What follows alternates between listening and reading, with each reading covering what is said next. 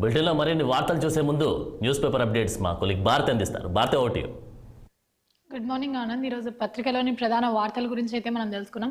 ముందుగా ఈనాడు చూసుకున్నట్లయితే వైకాపా మాఫియా జైలుకే, రాష్ట్ర ప్రభుత్వం అవినీతిలో కూరుకుపోయింది, వీళ్ళ అసమర్థత వల్లే పోలవరం పూర్తి కాలేదు, కేంద్రం ఇచ్చిన నిధులను పక్కదోవ పట్టించారు, రాష్ట్రంలో ప్రతి వ్యక్తిపై 2 లక్షల అప్పు, ఎన్డీఏ కూటమితోనే రాష్ట్ర అభివృద్ధి సాధ్యం. సో రక్షణ శాఖ మంత్రి రాజ్నాథ్ సింగ్ చేసిన వ్యాఖ్యలు ఇవి. సో నిన్న ఏదైతే ఐపీఎస్లో బదిలీ జరిగిందో దానికి సంబంధించి అప్డేట్ మనం ఇక్కడ చూడొచ్చు. కొత్త వారు వచ్చారు. నిఘా విభాగాధిపతిగా కుమార్ విశ్వజిత్, విజయవాడ సిపిగా పిహెచ్డి రామకృష్ణ. సో నియమించిన కేంద్ర ఎన్నికల సంఘం నిబంధనల ప్రకారం వ్యవహరించే అధికారులుగా వీరికి గుర్తింపు. వైఎస్ను తిట్టిన బొత్స జగన్ కు తండ్రి సమానులట, హత్య రాజకీయాలను ప్రోత్సహించడం సీఎంకే సాధ్యం, ఉద్యోగాలను ఎందుకు భర్తీ చేయరు, రాష్ట్రానికి కంటైనర్లో 1000 కిలోల డ్రగ్స్ వస్తున్నాయి. సో పిసిసి అధ్యక్షురాలు షర్మిల ఫైర్ జగన్ పై. సో ఇక్కడ చూసుకుంటే జగన్ను ఓడించేందుకు ప్రజలు సిద్ధం అంటూ పవన్ కళ్యాణ్ అలాగే చంద్రబాబు చేసిన కామెంట్స్ మనం ఇక్కడ చూసుకోవచ్చు. వైకాపాను భూస్థాపితం చేయడానికి మా శపథం, సింగవరం సభలో టీడీపీ అధినేత చంద్రబాబు కామెంట్స్. సో మే 13న ఫ్యాన్ స్విచ్ ఆఫ్ చేయండి, జనసేన అధ్యక్షుడు పవన్ కళ్యాణ్ పిలుపు. సో జేఈఈ మెయిన్స్ లో తెలుగుల సత్తా, జాతీయ స్థాయిలో 22 మందికి 100%, ఏపీ విద్యార్థులకు 9, 14, 20, 21 ర్యాంకులు. సో తుది ఫలితాలు విడుదల.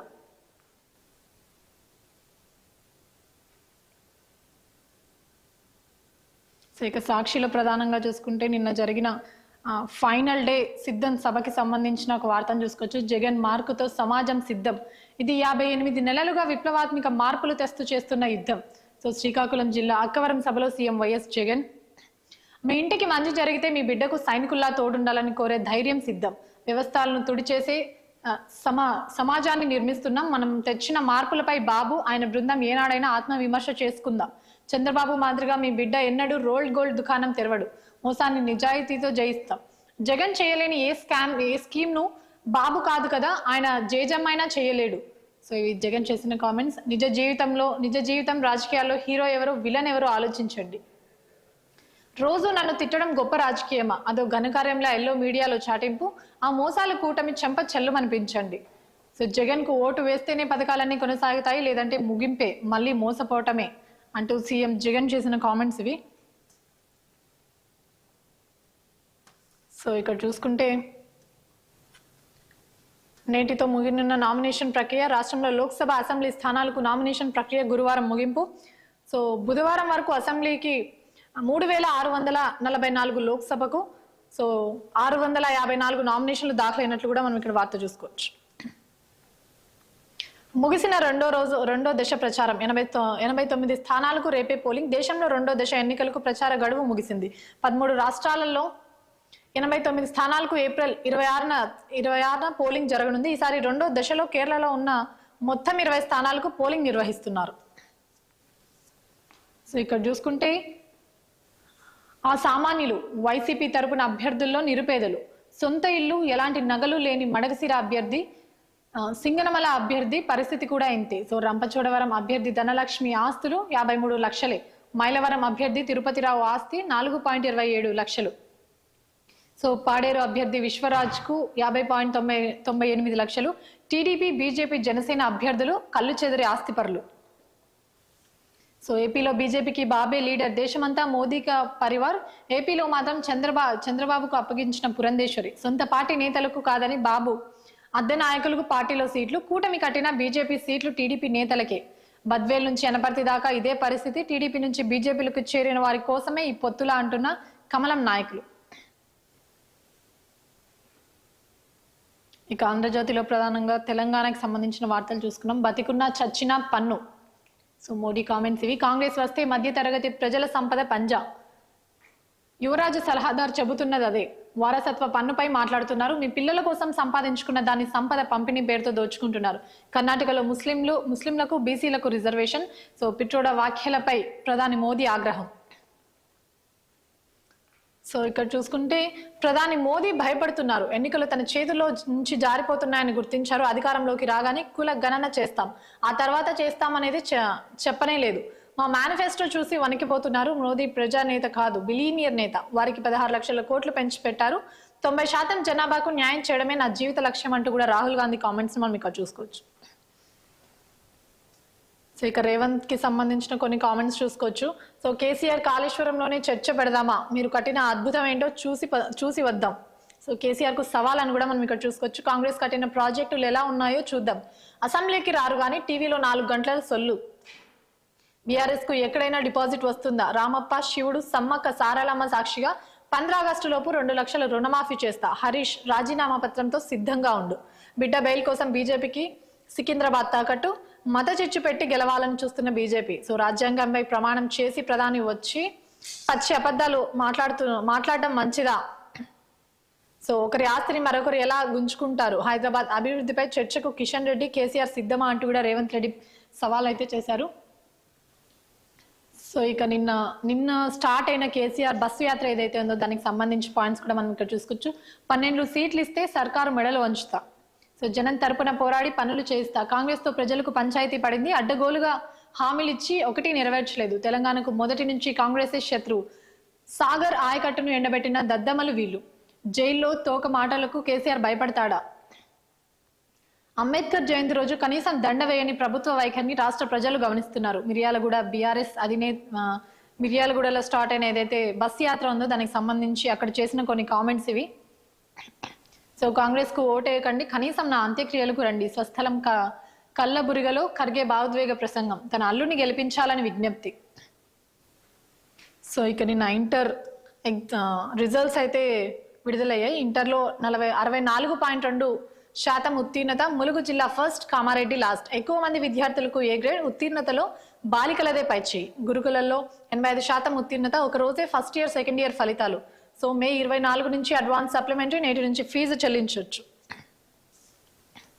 సో ఇక బండి సంజయ్ కామెంట్స్ చూసుకుంటే, దేవుడి పేరిట రాజకీయాలు చేసేది వాళ్ళే, పైగా బీజేపీపై విమర్శలు చేయడమా? ఎన్నికల్లోపి రుణమాఫీ ఎందుకు చేయలేదు? ప్రజలను రాచి రంపాన పెట్టిన కేసీఆర్ ఇప్పుడు నీతి సూత్రాలు చెప్పడం విడ్డూరంగా ఉంది అంటూ కూడా కామెంట్ చేశారు. కరీంనగర్ బీజేపీ అభ్యర్థిగా నేడు ఆయన నామినేషన్ అయితే దాఖలు చేయనున్నారు. సో ఈ కార్యక్రమానికి గుజరాత్ సీఎం భూపేంద్ర అలాగే కిషన్ రెడ్డి కూడా హాజరు కానున్నారు.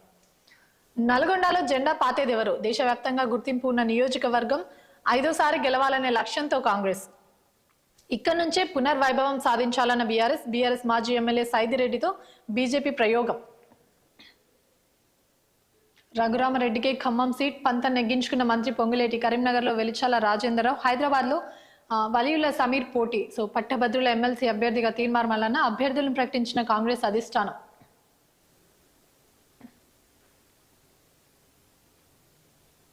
సో ఇక్కడ కూడా తెలంగాణకి సంబంధించిన రేవంత్ కామెంట్స్ సంబంధించిన వార్తని చూసుకోవచ్చు. సో నువ్వు కట్టిన అద్భుతం ఏంటో కాళేశ్వరం దగ్గరనే చర్చించుకుందాం దా. సో మెదడును కరిగించి రక్తాన్ని దారబోసి కడితే 3 ఏళ్లకే ఎట్లా కూలింది? కేసీఆర్ పై సీఎం రేవంత్ రెడ్డి ఫైర్. పెగ్గేసి కాళేశ్వరం డిజైన్ గీసినావా? బయట ప్రగల్భాలు పలుకుడేంది? అసెంబ్లీకి రమ్మంటే ఎందుకు పారిపోయినావు? హరీష్ రావు రాజీనామా లేక జేబులో పెట్టుకో, 15 ఆగస్టు రోజు నీతో మాట్లాడతా. సో సమ్మక్క సారాలమ్మ సాక్షిగా ఆగస్టు 15లోగా రుణమాఫీ చేసి చూపిస్తా. కేసీఆర్ మోదీ బొమ్మ బొరుసుల్లాంటిలోని విమర్శ. సో వరంగల్ సభలో సీఎం రేవంత్ రెడ్డి కేసీఆర్ పై ఫైర్ అయ్యారు.